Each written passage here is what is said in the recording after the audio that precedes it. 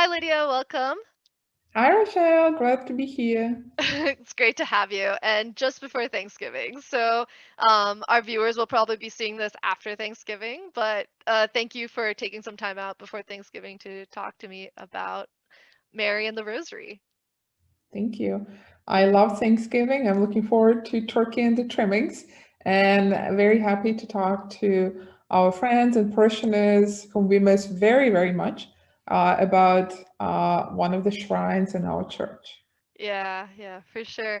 All right, so I'm just gonna take a moment to welcome our viewers. So hello YouTubers, welcome back. If you've haven't seen our previous video, it's down in the description, so please be sure to check it out. I have here with me Lydia. She is actually our previous president before Shelley, I'm really happy to have her. And she's going to be talking about Mary in our Rosary Shrine at St. Dominic's. We have a beautiful shrine to Mary, which also contains St. Dominic and St. Catherine of Siena. I don't want to take her spotlight, so I'm going to turn that over to her to finish and talk about all about the wonderful details about that shrine and the details around it. So take it Thanks, away. Rochelle. Let me start sharing my slides.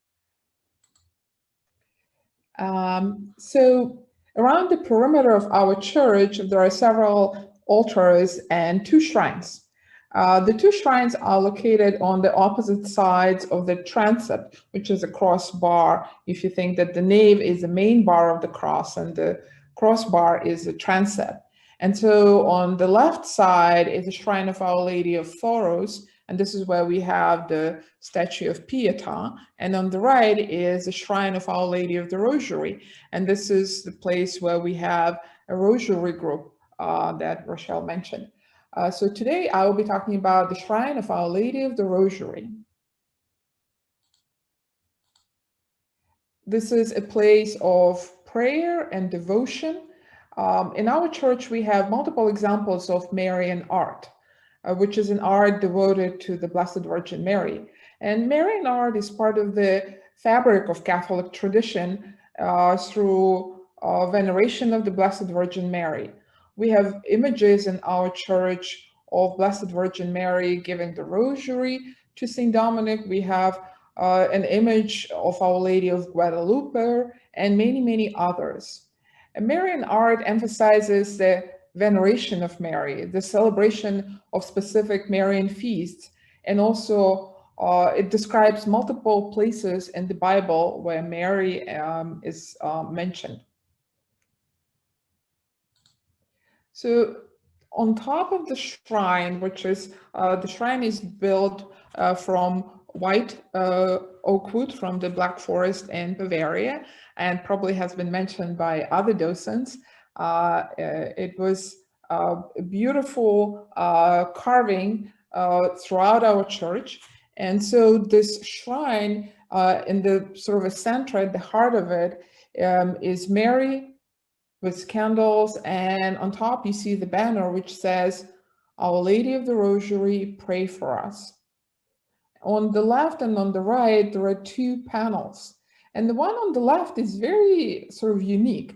It shows a ship with sails and rowing sailors sitting there. So why is that a ship in the Marian chapel?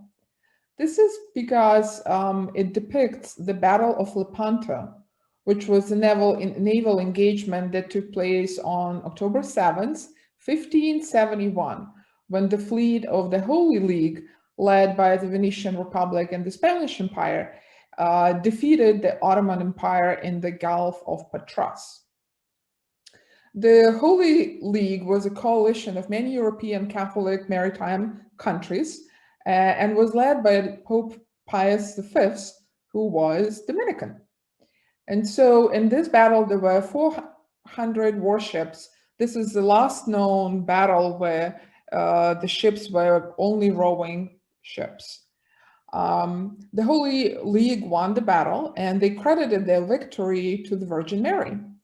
Pope Pius V asked everyone on the night of the battle to pray for Our Lady of Victory. And after the battle, there was a commemoration, and it was for many years celebrated as the Feast of Our Lady of the Victory. Later on, it was called Our Lady of the Rosary, and this is what we celebrate every year on October the 7th.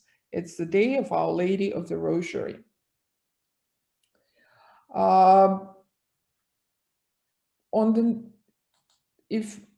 If you look at this battle, so there is the ships and beautiful carvings, and of course you could see the Ottoman ships are sinking. On the right is a very beautiful picture I found of the Battle of Lepanto, and I like it because it shows Mary on the right and angels leading the leading the League of the Catholic countries. Around the perimeter of the shrine, there are words in English, and it says, "She has opened her hand to the needy and stretched out her hand to the poor." This is taken from the Proverbs in the Bible, and this is this description of the virtuous woman of those days. Our church is unique in that you see inscriptions both in English and in Latin. And so it's very sort of interesting that you see, it depends on the artist that was doing this Marian art. And in this particular case, it's written in English. And as you could see, the panel above the words, those are the children and people in European countries praying to Mary for victory. At the heart of the chapel is the so-called the Rosary Group. This is a group that has multiple different elements. The statue is made out of white marble in the Van Uitweng Louvain studio in Belgium. And it depicts Mary and Jesus, Saint Dominic on the left, Saint Catherine of Siena on the right. At the bottom, at the feet of Mary, you see a dog with a flame in his mouth, spreading the face. So this is a sign of the Dominican order. There's a lot of symbolism in this rosary group. First of all, it shows that Saint Dominic, the founder of the Saint Dominic's order, is credited with creating the devotion to the rosary. He lived in the 12th and 13th century in Spain and founded the Dominican order. He is a patron saint of astronomers. And so very interesting is that when you think about it, a lot of churches in the US and other countries have this kind of group where Mary is giving a rosary to Saint Dominic's. But if you pay very close attention, you will notice it's not Mary who is giving the rosary to Saint Dominic's, it's Christ. So take a look, Christ is giving a little rosary from in his left hand to Saint Dominic.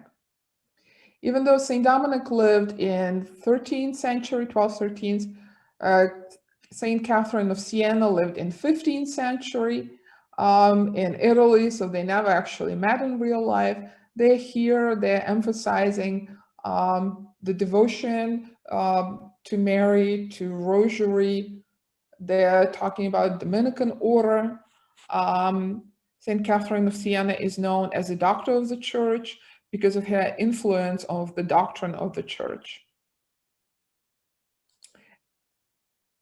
And here is sort of emphasizing how how Christ is giving the rosary to Saint Dominic. At the bottom of this group, you see this little cartouche with initials M and R and crown. Those are Saint Blessed Virgin Mary's initials, Mary Regina. And so very briefly, this is the history of the rosary. It is said that in 1206, as St. Dominic was traveling in Puy in southern France, which is close to the border with Spain, he was in a little out of the way town known Puy in Languedoc region, and he was trying to convert the Albigensians back to the Catholic faith. They have straight from the faith and were worshiping their idols. So he was a young priest at that time, and he had little success until one day he received a vision of the Blessed Virgin, who gave him the rosary as a tool against heretics. Our Lady very famously appeared and gave the devotion of the Holy Rosary to Dominic to assist him in combating this Albigensian heresy. What you see in this picture is actually the cross outside the town of Puy, and this is where Saint Dominic founded the first Dominican monastery. This was, very interestingly, the first monastery that he founded was for women. So this is the place of ancient pilgrimage.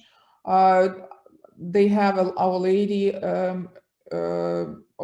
shrine where everyone could come. And a couple years ago, a group of our parishioners with our Father Michael went there and visited. So this is one of the pictures that I took on the outskirts of Puy. This is where the legend holds that Saint Dominic received the rosary from the Blessed Virgin Mary.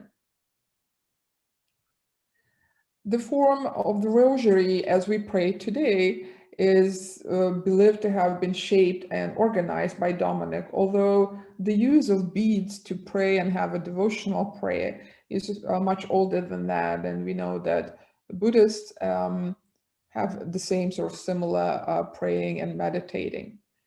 The tradition also holds that Mary made various promises to Christians who recite the rosary.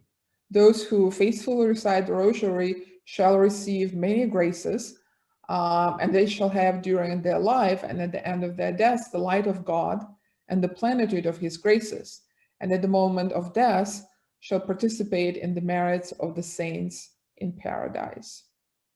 Many St. Dominic churches around the world have Our Lady of the Rosary shrine in these churches, and in particular, very interesting one is in Washington, D.C. So if you're ever interested, you could visit it.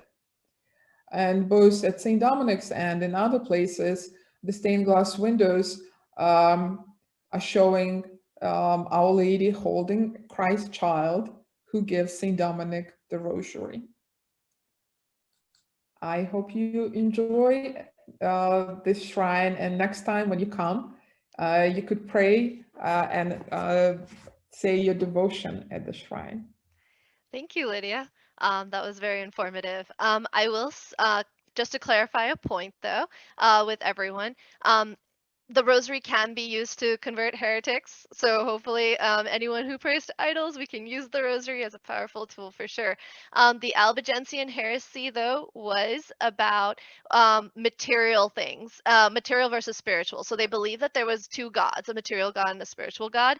And they believed that the material God was bad and like the spiritual God was good. And so they actually rejected material things. So what she's saying is correct, that there is an idol, but it was more of a like spiritual versus material god idol, not in the physical idol sense that we think of. And so I just wanted to clarify that point so that nobody gets confused.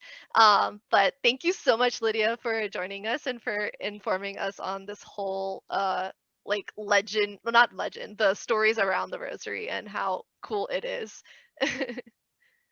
Thank you, and I hope to see our parishioners soon. And I think Rochelle and myself are eager to resume our in-person tours very Oh, soon. for sure. I've missed touring the church with people. Yeah, I like have been spontaneously giving one-on-one tours to people whoever wants to go on a tour of the church. So yeah, I'm really missing like all the wonderful tours that we've given in the past. So I'm hoping that we can cover a lot of that material through these videos, and so I'm hoping that you will continue to help me to present this material to our viewers. Absolutely. Thank you. Awesome. Well, thank you again for joining us, and thank you, YouTubers, for joining us today for this recording. And I hope that you guys will keep tuning in. And if you guys have any questions or comments, please leave it in the chat below. I will be checking it as often as I can, and I will try to answer any questions or address any comments in future videos, or to try to answer them directly in the chat. So we have had comments about videos that you guys would like to see. For example, about the stained glass windows. We are definitely going to be doing that. That is on the schedule. But our next video is going to be on the creche, as we are now entering into Advent. So we will be talking more about the St. Dominic's creche, as well as the history behind the creche and why that became a thing. So creche is also another word for it is the nativity scene that you will see in homes and at the church. So hopefully you will tune in for that one, and then we will get into the stained glass. The other thing is I did get a comment about the music at St. Dominic's. Unfortunately, we are not very well versed with the music at St. Dominic's, so I will have to include Simon in this discussion. So hopefully we will get a guest star, Simon, hopefully, to talk about music at St. Dominic's. So we will try to get that addressed as well. So thank you guys for joining again, and I hope to see you in the next video. Thank you. Bye. Bye.